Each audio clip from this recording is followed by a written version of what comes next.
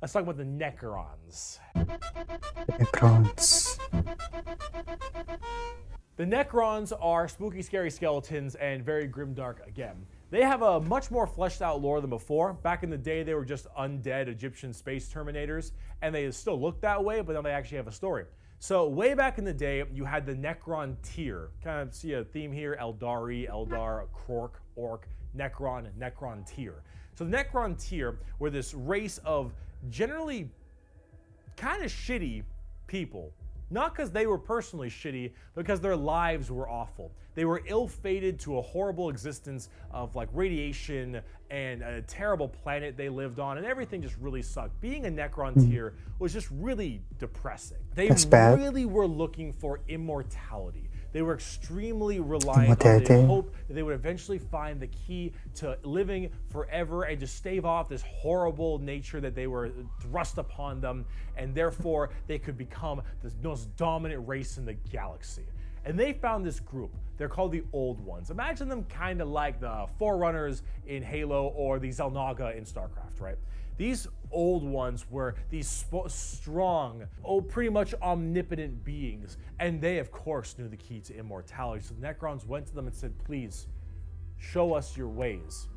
And the Old Ones said, piss off. Not really, they were a lot more humble about it, but they did not want to share their secret of immortality with the Necrons. The Necrons, of course, took this very well and waged war with them, kind of under this united banner. The Necron different dynasties didn't really like each other, but under this one man, the Silent King, he thought the best way to unite his race was to do this giant war with the Old Ones out of spite for them keeping the secret of immortality to them. This was known as the War in Heaven, and this is actually a multi-stage war. Because during this war in heaven, they discovered the star gods, a whole new race of people known as the Catan, or the Catan. These star gods were also very much like Old Ones, almost omnipotent beings, and they too had the key to immortality. And so the Necrons went to them and said, hey, can you help us fight off the Old Ones? Can you help us kill these Old Ones, you, the Catan? And the Catan said yes, and in fact, we can help provide you with the immortality you so desperately seek. So the Silent King of the Necrons decided to make a pact with the Catan to allow them to accept this generous gift of immortality upon them. But this, of course, had been a horrendous trap, and the Necrons were dragged in chains to this biotransference where their flesh was stripped from them, replaced with nothing but a metal hollow shell, as their souls were ripped from their body and fed to the Catan. And the Catan fattened up. They got chonk on the souls of the Necrons. As this was their plan all along, they consumed the flesh and souls of the Necron tier and turned them all into unwilling robotic slaves just to serve their will.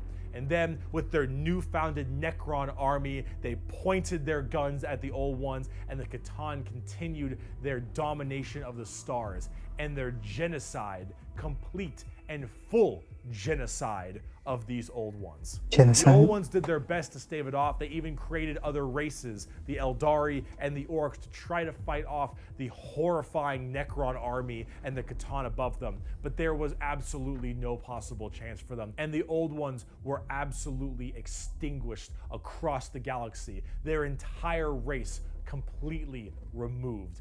Full-on 100% genocide. However, during all this, the Catan, so just infatuated with their victory, started fighting each other for fun, for sport, and for small differences, doesn't matter. The Catan, with these overpowered people, they're gonna eventually hit each other at some point. And as they began just menially fighting each other, the Eldari and the Orcs actually started pushing on the Catan's borders a little bit, giving them a little bit of a run for their money. And as this continued, this is when the Silent King, who retained his consciousness, decided to leap into action and start a full-scale revolt against their Catan masters. And this revolt was bloody, as the entire Necron army was surged off to destroy these star gods. They were able to, just after suffering horrendous losses, were able to turn the tide of the war. And they took these Catan and they blasted them. Because as these star gods are unkillable, they were able to break them into thousands of shards and entrap them in giant stasis vaults to now actually be slaves to the Necrons. And with the Necrons having the entirety of their old gods enslaved to them, they realized that soon their race was about to be attacked by the overcoming new races, the Eldari and the Krorks. And so what they did is they retreated into giant stasis tombs in order to preserve their energy and their strength for when one day they would be reawakened and they would be able to rule the galaxy that was rightfully theirs. And then some dingus Adeptus Mechanicus guy diddled with a green console, and now the Necrons are back and they see all these primitive races on their lawns and they think, get the fuck off of it. The Necrons are back, super advanced, and they are here to reclaim the galaxy that they so rightfully believe is theirs. Now at tabletop, they're a lot like that. Tons of undead Egyptian skeleton robots that when they die, they just get right back up because they keep on reanimating. Hard to kill, tons of crazy stuff. You can use the Catan themselves as units to fight with.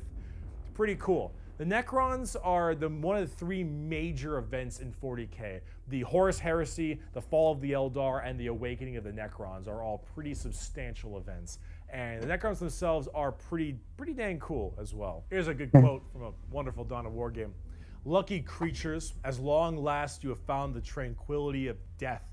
I was like you once, clinging to life and blind to the truth. When I uncovered the truth, I too shuddered and paled with fear. Deep in these catacombs I was remade. Here my brethren slumbered for eons while the living grew like weed. My Lord knew this day would come. He had plans for us all. We would purge this world once more. So come, poor victims of life. We will grant you tranquility in these crypts. Kronos will be a tomb world once more. Necrons are also pretty smug. Trazen the Infinite especially, a little dickhead. But speaking of dickheads, last race, let's talk the Tau. The exact formation of the Tau Empire is not entirely understood. However, a long time ago, many thousands of years ago, in the 40k world that is, some Imperial navigation vessels were going around through different areas, and they saw a primitive race, blue people, smacking each other with sticks and stones. They thought, dumb Xenos race, who gives a shit, and they bailed. Then this giant warp storm occurred right in that major area, unable to be breached. Then, once that warp storm 6,000 years later subsided, hello, those little sticks. Well, they decided to actually have no war of any kind and all just unite together under one flag of the Tau Empire. And now they have gigantic starships and Gundam robots and lasers and railguns and mechs, and they are here to ruin your day for the greater good. That is generally the Tau Empire. They have this kind of feeling of this homogenous group. All species can go underneath the banner of the greater good. The greater good is their idea of the fundamental increase and help of all. In fact, they are most likely the most like the Covenant in Halo, where they have the overarching prophets, being the ethereals, who are actually kind of dicks and like to pull at strings a little bit, but then you have all these different races directly underneath them, and they all work together in this big group as this large, foreboding race that tries to spread their weirdly pseudo-religious influence across the galaxy. The alien is not intrinsically evil. Do not hate him. Pity him, his ignorance. Seek to understand his differences and equate him with his inadequacies. Only then will he accept his place in the greater good. That is generally the Tau. And if you're kind of wondering like what their mainly big shtick is, well, they're all about big robots and mechs. They have laser rifles and rail guns. They got giant mechs with tons of missile pods and heavy rail rifles and rail guns and burst cannons and ion accelerators and void shields and all this stuff. And that is generally what the Tau's all about. But you're probably thinking, Bricky, this doesn't sound that evil. This doesn't sound very grim, dark Warhammer.